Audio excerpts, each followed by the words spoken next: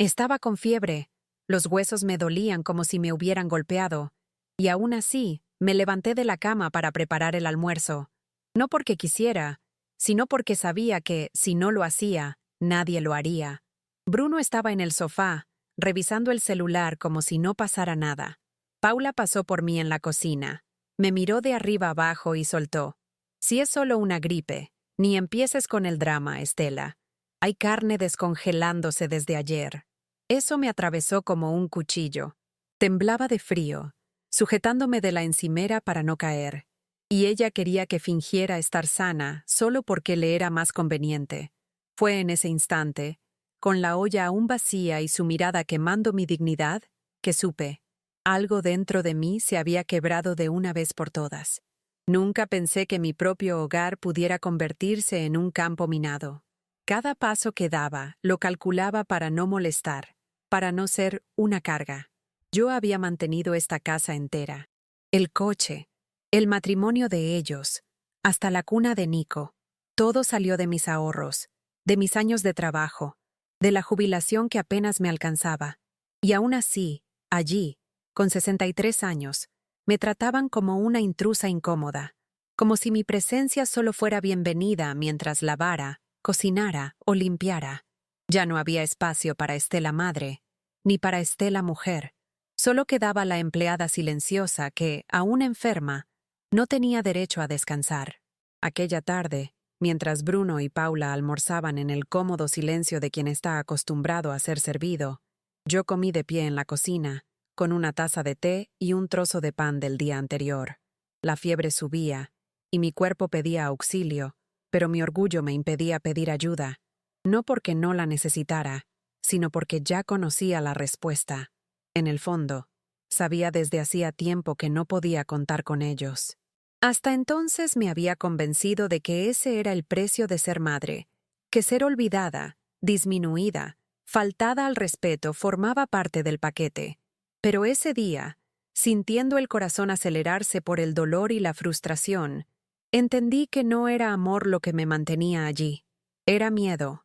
Miedo a dejar de ser necesaria y, con ello, desaparecer para siempre. En ese momento entró Nico en la cocina. Vio mi mano temblar al llevar la taza a la boca. «Abuela, ¿estás bien?», preguntó con esos ojos grandes y puros, llenos de una preocupación que ni sus padres habían mostrado. Forcé una sonrisa y dije que era solo un resfriado. Me abrazó con fuerza, de ese modo que solo él sabía hacerlo, y durante unos segundos casi lloré. Casi, pero me contuve, como siempre. No era justo cargarle a él con lo que los padres se negaban a ver. Él era la única luz sincera en esa casa, y yo no quería apagarla con mi dolor. Pero fue en ese abrazo pequeño, apretado y silencioso, que tomé mi decisión. Ya no iba a morir en silencio en esa casa. Aquella noche, mientras el resto de la familia se acomodaba a ver la televisión, la sensación de indignación comenzó a mezclarse con el cansancio físico y emocional. Me senté en el pasillo frío de la casa, repasando cada gasto, cada factura, cada sacrificio anotado en un cuaderno viejo. Mis manos temblorosas sostenían los papeles que probaban años de dedicación, pero el peso de esos números era pequeño comparado con la carga de años de desvalorización. El silencio opresivo de la casa contrastaba con la tormenta interna que se formaba, y comprendí que el dolor ya no era excusa para soportar abusos. Cada número, cada registro, era un recordatorio cruel de que no recibía el respeto que merecía. Mientras la tele hablaba de asuntos banales, mi mente dibujaba planes de cambio, de rescatar a la mujer que había sido olvidada. La madrugada avanzaba lentamente y permanecí despierta, con la vista fija en esas palabras que se convertían en mi escudo. La combinación de cansancio y rabia hacía hervir mis pensamientos, y por un instante me sentí empoderada. Sabía que, si continuaba así, tenía la oportunidad de reescribir mi propia historia. Era como si cada línea escrita infinidad de veces me enseñara el valor de mi silencio y el grito mudo que guardaba. Ese era el momento de romper el ciclo de sumisión, de repudiar la vida de invisibilidad impuesta. El lejano sonido de un camión afuera parecía marcar un nuevo compás, un pulso que aceleraba mi corazón y me recordaba que, al fin, tenía motivos para luchar. Aquella madrugada se convirtió en un punto de inflexión, un instante en que la opresión dio paso a la semilla de una revolución interna. Al día siguiente me levanté más temprano de lo habitual. El cuerpo aún dolía, pero algo dentro de mí ya era distinto. Fui a una caja vieja guardada en lo alto del armario, donde estaban mis documentos antiguos, apuntes de gastos, comprobantes de transferencias y algunos extractos bancarios que llevaba guardando casi por instinto. Pasé toda la mañana organizándolo en silencio, mientras Paula gritaba desde el cuarto pidiendo café y Bruno seguía ajeno, hundido en el sofá con la televisión encendida. Nadie notó mi silencio, porque nadie presta atención a quien se considera invisible. Cuando Nico me vio con papeles por todo el suelo de la sala, preguntó qué estaba haciendo. Solo sonreí y dije, poniendo mi vida en orden, cariño. Él me miró curioso y asintió, como entendiendo que era importante, aunque no supiera por qué. Por la tarde, cuando salieron para resolver algo en la escuela de Nico, aproveché para llamar a Diana. No hablábamos desde hacía años, desde antes de que Bruno se casara, pero bastó con que dijera, «Hola, soy yo, Estela», y ella contestó con una alegría que casi me hizo llorar. Le conté por encima lo que estaba viviendo, y me escuchó en silencio, como quien atiende una herida abierta. Cuando le mencioné que necesitaba reencontrarme, sentirme útil fuera de esa casa, no dudó. «¿Todavía sabes hacer escenografía? Porque necesitamos a alguien en el grupo de teatro. Es voluntario, pero puede convertirse en algo más». Se me llenaron los ojos de lágrimas. En esa llamada sentí que alguien me veía de nuevo, que recordaba que era más que la mujer apagada que lavaba platos y aguantaba insultos callada. Por primera vez en mucho tiempo, tuve ganas de decir sí a mí misma. 2 días después, con la excusa de ir al médico, tomé un autobús y fui a encontrarme con Diana. La sede del teatro quedaba en un barrio modesto, pero había algo allí que me devolvió el aliento. El olor a pintura, el ruido de las herramientas, el ir y venir de gente con ideas, ensayos y sonrisas, todo me recordó quién fui antes de ser solo la madre de Bruno o la cuidadora de Nico. Diana me presentó al grupo como una mujer talentosa que volvía a la actividad, y nadie me miró con lástima. Nadie preguntó por qué parecía cansada o por qué mis manos temblaban. Simplemente me dieron un pincel y un trozo de madera para trabajar. Y trabajé, con calma, con cuidado, con una alegría que hacía años no sentía. Me quedé hasta el final de la tarde y al despedirme, con los dedos manchados de pintura y el corazón ligero, Diana me abrazó y susurró, «Bienvenida de nuevo, Estela». Volví a casa con la cabeza erguida, aunque el cuerpo pidiera descanso. Paula se quejó de que no había preparado la cena. Bruno apenas levantó la mirada al verme entrar. Y no expliqué nada. No pedí disculpas. No me justifiqué. Por primera vez, dejé que el silencio fuera mi escudo. Entré en mi habitación, me di un baño largo, me acosté y dormí con la sensación de que un nuevo suelo se construía bajo mis pies. Al día siguiente me levanté temprano y preparé el café como siempre, pero con una diferencia. Cada movimiento ya no era obligación, sino elección. Yo estaba allí, por ahora, pero ya no les pertenecía a ellos. Y ellos aún no lo sabían, pero eso cambiaría todo. En los días siguientes continué asistiendo al teatro siempre que podía. Inventaba excusas, creaba compromisos falsos, y poco a poco gané espacio en ese nuevo mundo que me acogía sin exigencias. Aprendí a usar herramientas que nunca había tocado. Ayudé a montar decorados, cosí vestuarios, pinté paneles. Volví a sonreír sin miedo, a conversar con personas que no me trataban como un peso. Nadie allí sabía mi historia, y eso era liberador. Podía ser solo Estela, sin la etiqueta de suegra, abuela o doméstica. Cada día en ese lugar era una pequeña victoria contra la opresión silenciosa que me aplastaba en casa. Y por más cansada que llegara, volvía con algo que hacía años me faltaba: ganas de existir. Mientras tanto, en casa Paula empezó a notar mi cambio de comportamiento. Preguntaba a dónde iba, por qué llegaba cansada, por qué estaba más llena de vida. Bruno, como siempre, fingía no darse cuenta. pero yo veía en sus ojos un creciente malestar, como si mi autonomía la amenazara. Una noche, al ver que había comprado tela para un escenario con el poco dinero que me quedaba de la jubilación, Paula soltó: «Deberías dejar esas tonterías y concentrarte en cuidar la casa.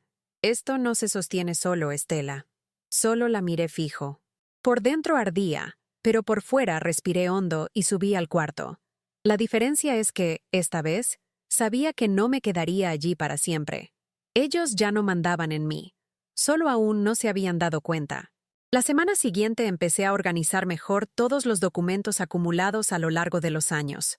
Facturas de tarjeta usadas para comprar muebles, recibos de transferencias bancarias que cubrían desde la luz hasta las mensualidades escolares, comprobantes de retiros para viajes, reformas, regalos. Todo estaba allí, ante mí, como un rompecabezas doloroso pero necesario. Armé una carpeta con cada categoría, marcando fechas y montos. Fue agotador, pero al mismo tiempo me dio una sensación de control que hacía mucho no experimentaba. Bruno y Paula siempre actuaron como si todo fuera natural, como si yo estuviera obligada a sufragar su comodidad, pero ahora tenía pruebas. Por primera vez no era solo un dolor en el pecho, sino algo concreto y real. Mientras organizaba los papeles, recibí una llamada de Diana avisándome que una de las escenógrafas había dejado el grupo y que la directora quería invitarme a asumir el puesto oficialmente. Me quedé sin palabras. Era una pequeña producción comunitaria, claro, pero con paga fija, calendario definido y, lo más importante, respeto. Acepté sin pensarlo. Y esa misma tarde imprimí mi contrato y lo guardé junto a la carpeta.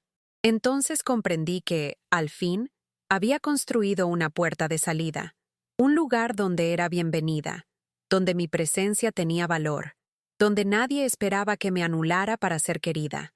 La carpeta y el contrato eran mi billete de libertad. Ya solo faltaba elegir el momento adecuado para partir. Escogí un viernes por la noche. Siempre cenaban juntos ese día, pedían comida y se reunían en la sala. Me pareció el momento ideal para hablar, con todos presentes, sin excusas. Pasé el día en silencio. Terminé mi parte en el teatro temprano y regresé a casa antes de lo habitual. Preparé mi maleta discretamente. Guardé la ropa que todavía era mía y escondí la carpeta bajo el brazo. Cuando llegó la comida y todos se acomodaron a la mesa, pedí un espacio para hablar. Paula puso los ojos en blanco. Bruno resopló y Nico dejó de tocar el refresco para mirarme atentamente. Mi voz salió calmada pero firme. Antes de que empiecen a comer, necesito decir algo. Esta vez van a escuchar. Saqué la carpeta de mi bolso y la puse sobre la mesa sin prisa. Dije que allí estaban todos los comprobantes de lo que había pagado en los últimos años. Cada factura, cada centavo, cada gasto que mantuvo esa casa y esa familia. Mostré el contrato del teatro, conté sobre mi trabajo, las horas dedicadas, la invitación que recibí. Paula intentó reír como si fuera un capricho mío. Bruno me preguntó qué buscaba con todo eso. Entonces respondí mirándolos a los ojos.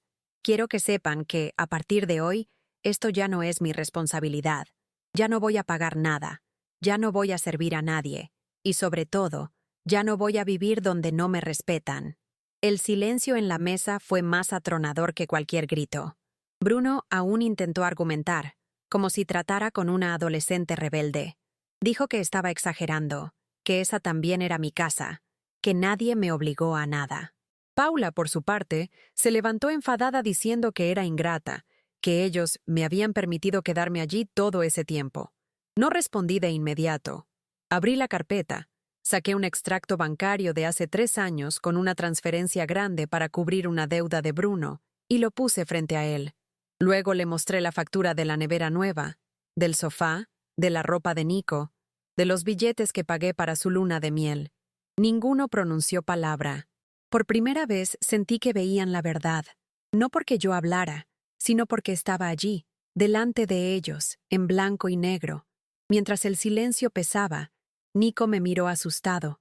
Me levanté, me acerqué y le susurré al oído: «La abuela se va, pero puedes visitarme cuando quieras. Nunca dejaré de quererte, mi amor». Me abrazó fuerte, sin entender del todo, pero con la sensibilidad de quien percibe que algo va a cambiar de verdad. Paula se molestó aún más, murmurando que no podía usar al niño para hacerme de víctima. Pero ya no escuchaba. Cogí mi maleta, me colgué el bolso y salí sin despedirme de Bruno. Miré atrás una última vez y supe que nunca volvería a ser quien fui allí dentro. Lloviznaba cuando salí. La calle estaba vacía y el viento frío golpeaba mi rostro. Pero dentro de mí había un calor que hacía tiempo no sentía. Llamé a Diana, que ya esperaba con una llave de repuesto de la pequeña habitación detrás del teatro. Era sencilla, con una cama estrecha, una mesa y un armario antiguo, pero olía a libertad.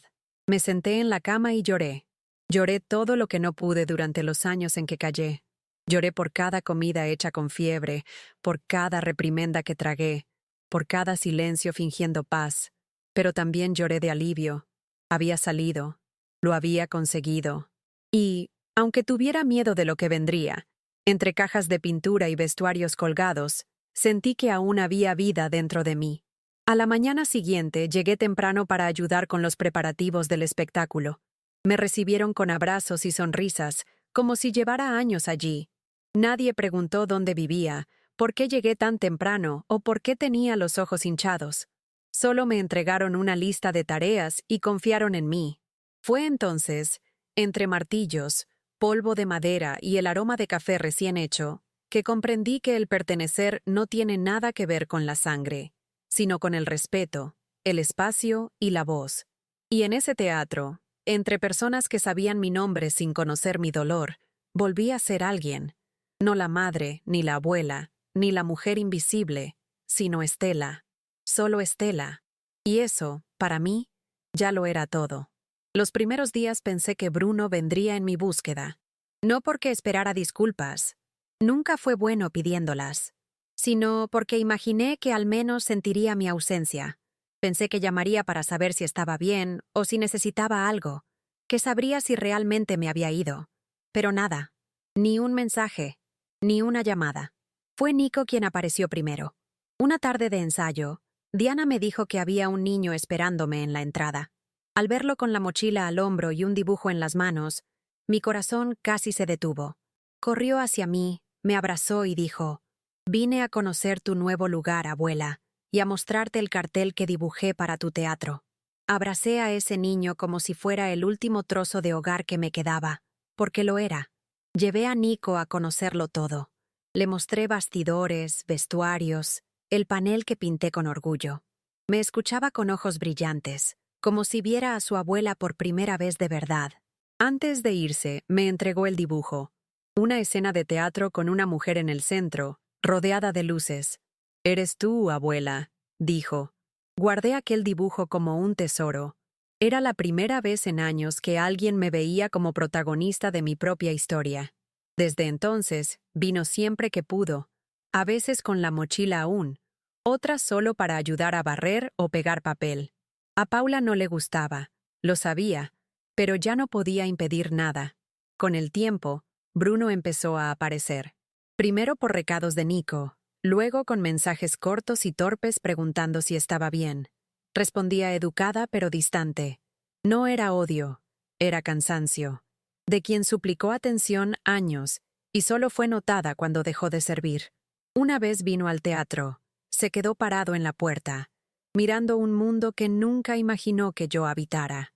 Lo saludé, le ofrecí un café, le mostré los bastidores, pero mantuve la voz tranquila, no para herirlo, sino porque ya no cabía esa Estela silenciosa que todo toleraba.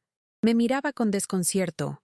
Intentó disculparse, diciendo que todo se había desorganizado un poco en casa y que echaban de menos mi rutina, pero nunca hubo un perdón sincero. Yo escuchaba en silencio, con las manos apoyadas en el mostrador, y respondí: «Yo también eché de menos a la Estela que se perdió. Menos mal que me reencontré». Bajó la mirada, tragó saliva. Eso bastó. No necesité gritar ni reprochar otra vez lo que hicieron. El peso de mi ausencia habló por sí solo. Entendí que no buscaba venganza, sino reparación. La oportunidad de ser completa, aunque eso significara perder a quien nunca supo verme. El estreno fue un sábado por la noche. Las butacas estaban llenas, el escenario impecable, y mi corazón latía como el de una veinteañera. No salía a escena, pero cada elemento llevaba mi mano, mi visión, mi esfuerzo. Estuve tras bambalinas, supervisando luces y cambios de decorado.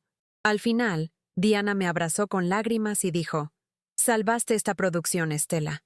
No pude responder, solo sonreí conmovida.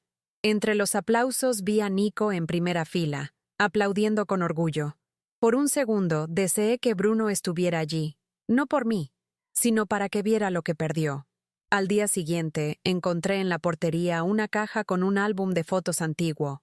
Era mío, pero llevaba años guardado en un armario de casa. Alguien, probablemente Bruno, lo devolvió sin avisar. Lo hojeé despacio, viendo cumpleaños, fiestas y momentos en que creí que todo lo que hacía sería valorado algún día. La última página estaba vacía, con un papel doblado que decía: «Perdón por no haberlo visto antes. Gracias por todo, mamá». No lloré. Cerré el álbum con cuidado, como sellando un ciclo. El dolor seguía ahí, pero ya no gobernaba mi vida. Había sobrevivido al olvido, y ahora vivía. Con el tiempo aprendí a disfrutar del silencio. No el pesado silencio de la casa de Bruno, lleno de acusaciones mudas, sino un silencio ligero y lleno de presencia.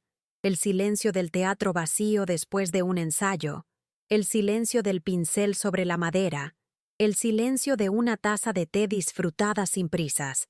Ese silencio me enseñó que nunca tuve que gritar para existir. Solo dejé de borrarme para encajar en el mundo de los demás. A veces me siento en una silla detrás del escenario y observo el movimiento del teatro, pensando en cuántas versiones de mí misma he sido: madre entregada, viuda olvidada, abuela amorosa, empleada invisible, pero ahora, por fin, solo Estela. Y eso bastaba.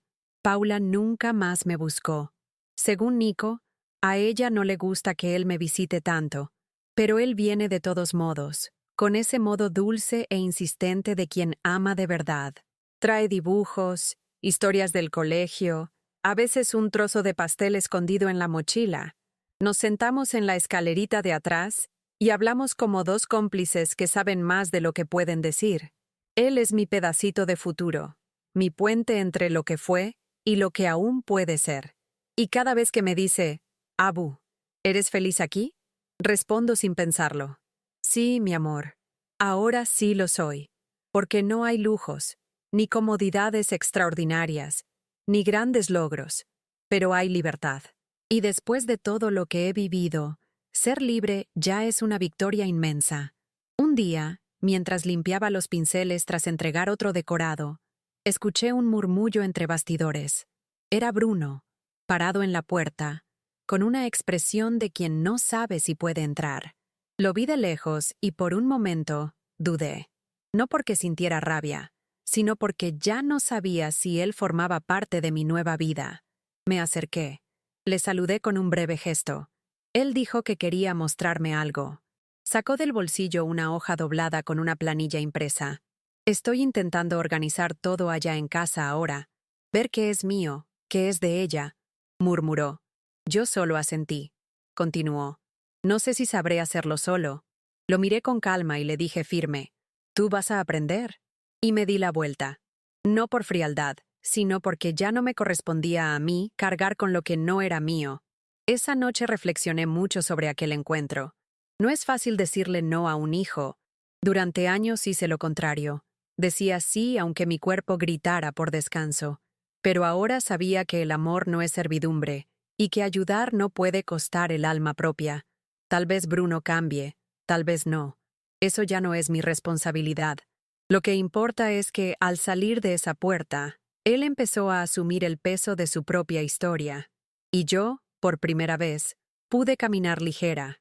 Dormí tranquila aquella noche, escuchando el repiqueteo distante de una llovizna sobre el techo del teatro, con la sensación de que al fin la justicia de la vida empezaba a ocurrir. No por milagro, sino por elección. Los días pasaron y con ellos llegó una ligereza que apenas recordaba. Empecé a cuidarme mejor. Me hice exámenes. Volví a usar pintalabios. Compré un vestido nuevo con el primer pago que recibí del teatro. Diana me animó a asumir la coordinación de la próxima producción y, aunque con miedo, acepté.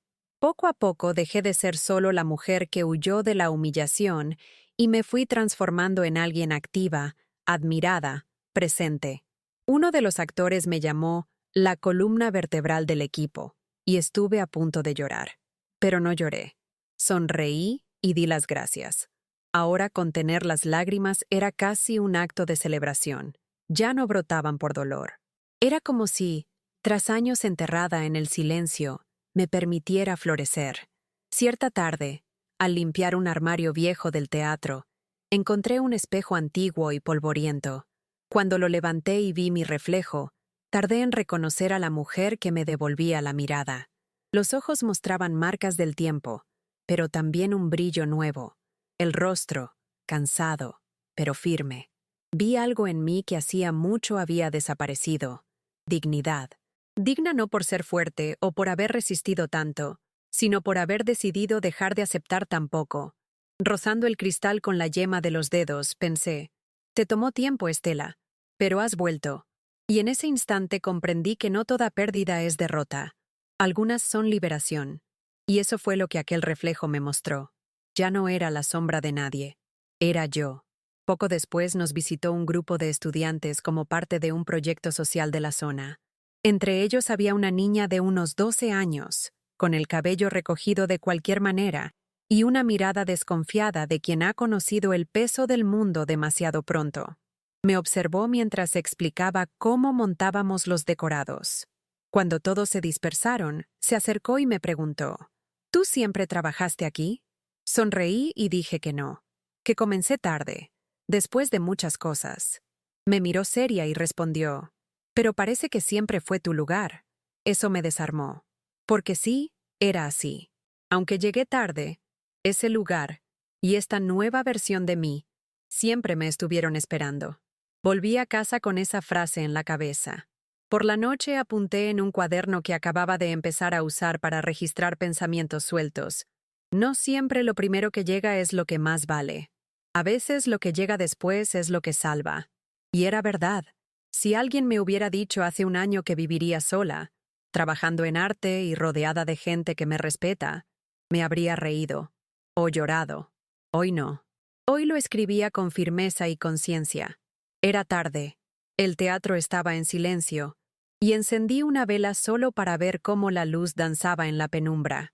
Y en aquel titilar me vi entera, como hacía mucho no sucedía. Cierta mañana recibí una llamada inesperada de Bruno. Dijo que Nico quería verme, pero que él también necesitaba hablar conmigo. Quedamos en el teatro un día en que el espacio estaría vacío. Cuando llegaron, Nico corrió hacia mí como siempre, con una sonrisa amplia y un papel doblado en la mano. Otro dibujo, esta vez de los dos sentados en un banco del parque. Bruno vino detrás, con semblante serio. Nos sentamos en la copa del teatro. Me entregó un sobre y dijo que había decidido vender el coche y saldar una de las deudas antiguas a mi nombre que había descubierto. No quiero que vuelvas a hacerte cargo de nada que fuera mío, madre. Guardé silencio. Era lo mínimo, pero viniendo de él, era un comienzo. Después de que Nico se fue a jugar con unos accesorios de escenario, Bruno se quedó mirando sus manos. Dijo que estaba en terapia, que había empezado a comprender algunas cosas, incluso cuánto había sido ausente y cómplice del modo en que Paula me trataba, que estaba confuso, pero intentando mejorar. Lo escuché con el corazón encogido. Sí, porque era mi hijo, pero no con el mismo mirar de antes. Ya no esperaba nada. Quizás por eso lo escuché con más claridad. Al final me preguntó si podía perdonarlo. Respiré profundo. Lo miré a los ojos y respondí, ya no tengo rencor, Bruno. Pero tampoco tengo espacio para cargar con nadie. Quien quiera estar conmigo, deberá caminar con sus propios pies. Él asintió, como quien finalmente entiende. No insistió ni se victimizó, simplemente permaneció allí, absorbiendo mis palabras. Al despedirse, me abrazó con una fuerza que no recordaba en él. No lloré, ni me quebré. Solo correspondí con firmeza y presencia. Cuando se marcharon, me senté sola en el escenario vacío. Cerré los ojos y me quedé allí minutos, oliendo la madera, oyendo los ruidos lejanos de la calle y el eco de mi propia respiración. No era tristeza, era un tipo de paz distinto, ese que solo se siente cuando sabes que nadie tiene más poder sobre tu vida que tú misma. Aquella noche, mientras limpiaba las manos manchadas de pintura, recordé a la Estela de hace un año, la mujer que se levantaba enferma, servía humillada y sonreía siendo ignorada. Pensé en lo doloroso que fue aceptar que nadie vendría a salvarme, pero también comprendí que esa misma herida me empujó al renacer. A veces, en el fondo del pozo, encontramos el apoyo para ascender, y yo ascendí, sola, tropezando, con miedo, pero ascendí. Y al llegar a mi lugar, no el ideal ni el más cómodo, pero sí el mío, descubrí que la soledad elegida no pesa, acoge y libera. Y así renací, en silencio, pero entera. Poco tiempo después, Paula prohibió a Nico que me visitara. Según él, dijo que yo le estaba metiendo ideas en la cabeza. Al escucharlo, sentí un nudo en el pecho que casi me hizo retroceder, correr hasta aquella casa y pelear como nunca. Pero me contuve. Supe que, de hacerlo, volverían a verme como la loca, la ingrata, la problemática. Así que esperé, y semanas después, una tarde lluviosa, apareció en la puerta del teatro con las zapatillas empapadas y un abrigo demasiado grande para su cuerpo. Me escapé un ratito, abuela. Te extrañaba. Me arrodillé, lo abracé como si sostuviera el mundo en mis brazos. En ese instante comprendí que el lazo entre nosotros era demasiado fuerte para romperse por órdenes o amenazas. Preparamos chocolate caliente, nos sentamos entre bastidores y él me contó todo. Que Paula estaba más agria que nunca, que Bruno andaba raro, que la casa estaba fría, no de temperatura sino de ánimo. Dijo que en el teatro era donde se sentía en casa. Me pidió un rincón para guardar sus dibujos, para que cuando venga ya estén aquí mis cosas. Le dije que claro, que ese lugar también era suyo. Él sonrió y apoyó la cabeza en mi hombro. Quedamos en silencio. Y fue un silencio bueno, lleno de amor. Por primera vez en mucho tiempo, supe que no debía temer perder lo verdadero, porque lo verdadero siempre encuentra un modo de quedarse. Los meses pasaron y Nico siguió viniendo, a veces a escondidas, otras con Bruno, acompañándolo en un silencio cómplice que decía: entendí. Paula, por su parte, nunca volvió a aparecer, y para ser honesta, nunca hizo falta. El vacío que dejó no era ausencia, sino alivio. En el teatro asumí más responsabilidades. Di talleres, enseñé a otras mujeres mayores a pintar decorados y coser vestuarios. Muchas llegaban como yo, calladas, con historias enterradas, sin saber que todavía podían soñar. Y poco a poco comprendí que mi historia no era solo mía. De algún modo, compartir lo vivido, incluso sin palabras, abría caminos para otras. El dolor, compartido con valentía, se convierte en semilla. Un día de taller, una señora me llamó a un lado con lágrimas en los ojos. Dijo que su hijo la había dejado tras criar a los nietos, y que, por primera vez en años, se veía reflejada en mis palabras. Aquello me conmovió profundamente, no por el halago, sino al darme cuenta de cuánto es colectiva nuestra invisibilidad, y cuán político, emocional e íntimo es renacer, aunque sea tarde. Volví a casa pensando que tal vez ese era mi papel ahora, ser faro para otras que, como yo, estaban hundidas en la oscuridad. Entendí que todo lo vivido no fue en vano. El dolor, el abandono y la reconstrucción formaban parte de un camino que ahora iluminaba a otros. Fue una noche cualquiera, al cerrar el teatro tras un largo ensayo, que recibí un mensaje de voz de Bruno. Era tarde y por un momento pensé en ignorarlo, pero algo me impulsó a escuchar. Su voz sonaba entrecortada y distinta. Dijo que Paula se había ido de casa, que Nico estaba confundido y que él finalmente comprendía todo lo que había dejado de ver. Mamá, quiero pedirte que hablemos. No para regresar a lo de antes. Sé que no se puede, sino para escucharte de verdad, por primera vez. Me senté en el escalón de la entrada. con el móvil en la mano y el corazón encogido. No respondí de inmediato, no por falta de ganas, sino porque entendí que ahora era él quien tenía que esperar, aprender y crecer. Yo ya había hecho mi parte. Días después nos vimos en una cafetería modesta cerca del teatro. Llegó más delgado, con ojeras, pero con una mirada presente. Habló mucho y escuchó aún más. Pidió disculpas sin adornos ni excusas, y eso lo cambió todo. Le dije que lo perdonaba, pero que el perdón no significaba retorno, que yo no volvería a vivir bajo el mismo techo ni a ocupar el mismo rol, que nuestra relación sería otra de ahora en adelante, construida con límites, respeto y tiempo. Él asintió. Durante esa conversación, entre cafés tibios y silencios sinceros, algo se realineó entre nosotros. No fue lo mismo de antes, fue algo diferente, y quizás por eso más auténtico. Después de ese encuentro, nuestra relación siguió más ligera. Bruno empezó a venir al teatro con frecuencia, a veces solo para sentarse en silencio, otras para ver en qué estábamos trabajando. Nunca volvió a tocar el pasado, y yo tampoco.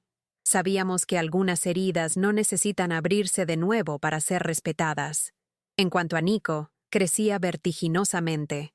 Un día trajo un cuaderno y dijo que quería escribir una obra basada en mi historia, pero sin decir que eres tú, abuela, para que nadie lo descubra. Solo quien te conozca de verdad lo entenderá. Me reí y le dije que escribiera lo que quisiera, porque hoy mi historia ya no era secreto ni vergüenza, era fuerza. Y si se convertía en arte, mejor aún. En el estreno de esa nueva obra, un año después de mi mudanza, me senté en la primera fila. Se abrió el telón, y en el escenario vi un tendedero con ropa sencilla, una mesa de madera y una maleta en un rincón.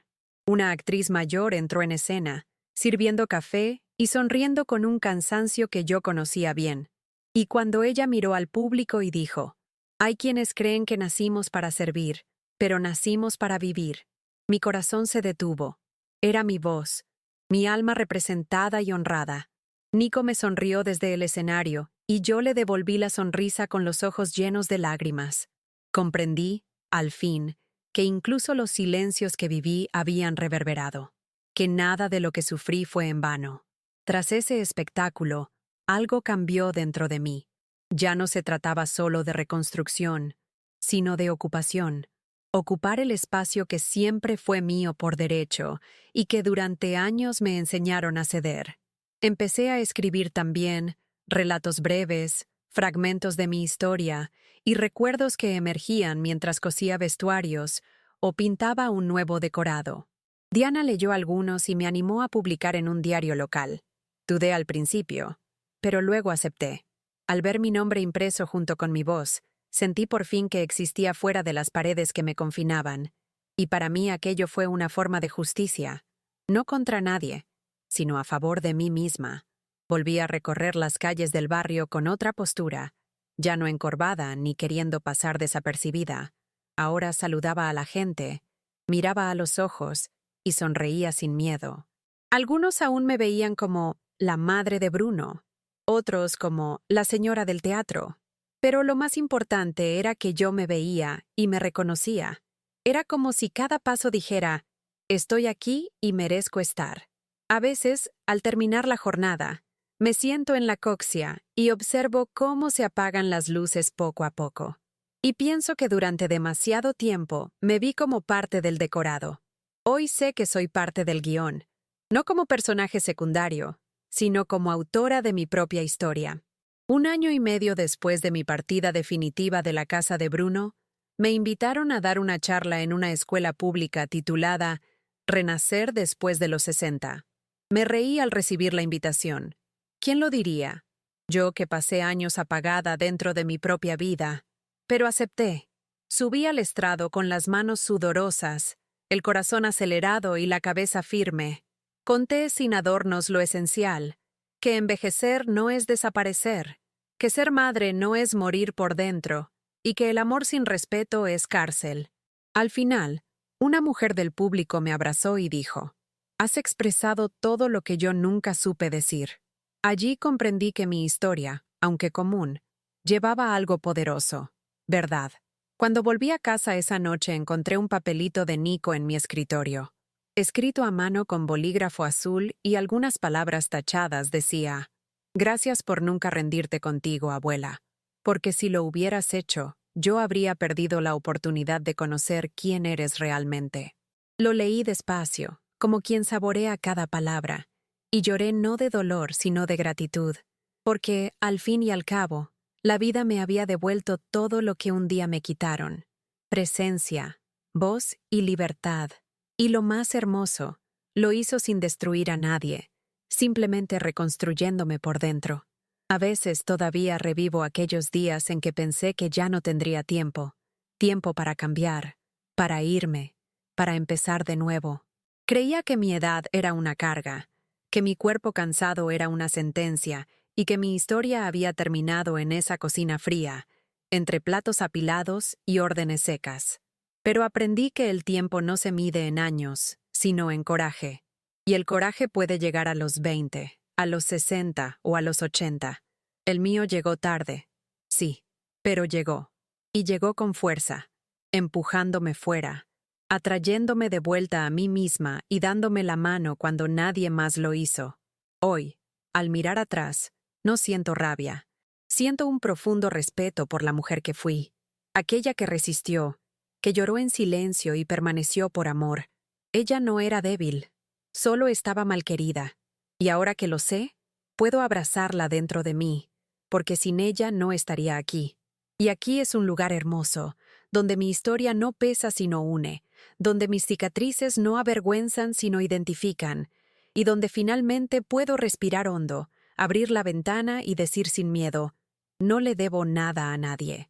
Una de esas mañanas tranquilas de domingo, me senté con Nico en la terraza trasera del teatro. Me ayudaba a plantar semilleros en un cantero improvisado que montamos juntos.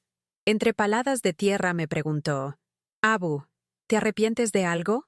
Guardé silencio un instante, pensando en las noches sin dormir, en las palabras que tragué y los abrazos que deseé y no llegaron. Luego lo miré y respondí: «Solo me arrepiento de haber tardado tanto en darme cuenta de que mi vida valía la pena, aunque nadie me lo dijera». Él sonrió y me entregó una flor pequeñita, torcida pero viva. «Entonces ya lo sabes, ¿no?». Asentí, sabiendo que sí. «Muy bien». Más tarde, al guardar las herramientas y limpiarme las manos, encontré en el fondo de un cajón el primer comprobante que guardé en esa carpeta hace años. Era una factura de electricidad que pagué cuando Bruno perdió el empleo y no quiso contarle a nadie.